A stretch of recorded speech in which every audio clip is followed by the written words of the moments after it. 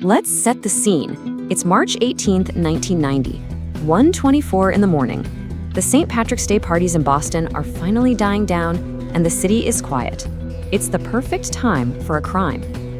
And this isn't just any crime. We're talking about a heist worth $500 million. Not cash, mind you, something far, far more valuable. 13 masterpieces, just gone, ripped right off the walls of a museum while the city slept. Now get this, it's been over 3 decades, and the number of people arrested, a big fat 0. The number of paintings found, you guessed it, 0. So today, we're diving deep into the single biggest property theft in history. It's a wild story of brilliant deception, baffling mistakes, and a $500 million mystery that nobody, to this day, has been able to solve. So how in the world did they do it? Well, it all starts with a knock. 2 guys dressed up like Boston cops show up at the side door of the Isabella Stewart Gardner Museum. They ring the buzzer for the night watch. That's all they had to say. We're responding to a report of a disturbance. The security guard, a 23-year-old named Rick Abath, totally bought it. He broke every rule in the book and let them in. And that one decision, it was a disaster. The second they were inside, the friendly cop act was over. They jumped Abath and the other guard, cuffed them, and dragged them down to the basement. They duct taped them to some pipes and just left them there in the dark. The thieves now had the entire museum all to themselves. And here's where the story takes a really bizarre turn. You see, most heists are all about speed, right? Get in, grab the loot, and get out. Not these guys. They stayed inside for 81 minutes. That's an eternity in the world of crime. What on earth were they doing for so long? Luckily for us, motion sensors tracked their every move.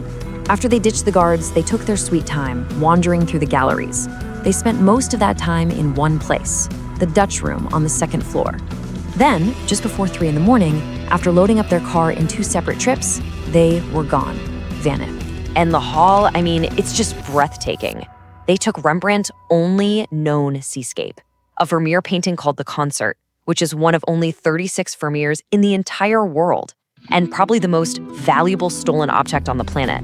The loss is, well, you can't even put a number on it. It's a hole in art history. Okay, so this is the part of the puzzle that has driven investigators crazy for years. Were these guys criminal masterminds, or just a couple of clumsy idiots who got lucky?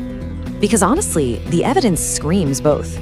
Think about it. On one hand, they knew exactly how to get in, and they knew precisely where the security tapes were so they could destroy the evidence. That suggests they had inside help, right?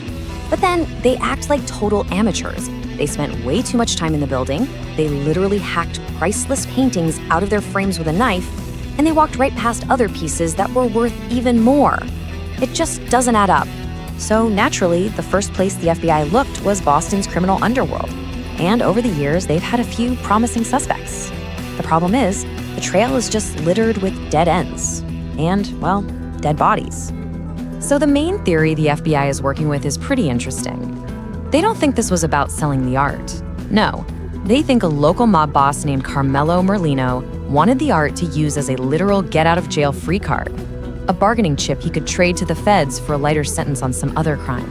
Then, in 2013, it seemed like a huge break. The FBI announced they knew who one of the thieves was with a high degree of confidence. His name was George Reissfelder, an associate of that same mob crew.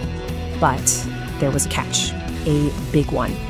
George Reissfelder had died of a drug overdose less than a year after the heist. So, any secrets he knew died with him. The FBI also named their second suspect, another guy from the same crew, Leonard DiMuzio.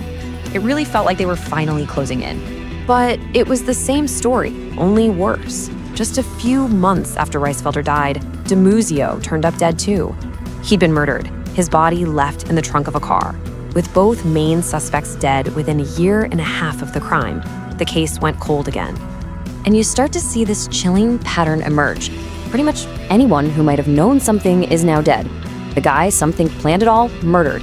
A mobster who supposedly had a list of the art, died in prison. Even Rick Abath, the poor security guard who let them in, passed away just recently, swearing he had nothing to do with it until the very end. So what about the museum itself? If you go to the Gardner Museum today, you'll see something truly haunting. In the spots where these masterpieces once hung, there are just empty frames on the walls. And there's a really powerful reason for that.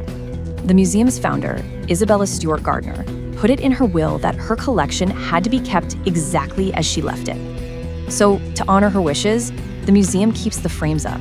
They're placeholders, waiting for the art to come home, and a gut punch reminder of what was not. But they haven't given up hope, not even close. The museum is offering a $10 million reward. It's the biggest private reward ever offered for anything like this. They just want the art back, no questions asked. So, where did the art actually go? The FBI had some credible tips that it was moved south, through Connecticut, and maybe toward Philadelphia, where someone might have tried to sell it. But after that, nothing. The trail just goes completely cold. And that's the question that still hangs in the air, right alongside those empty frames. Are these paintings tucked away in some billionaire's secret vault? Are they rotting in an attic somewhere? Or were they destroyed years ago? We just don't know. And so, the world's greatest art mystery continues.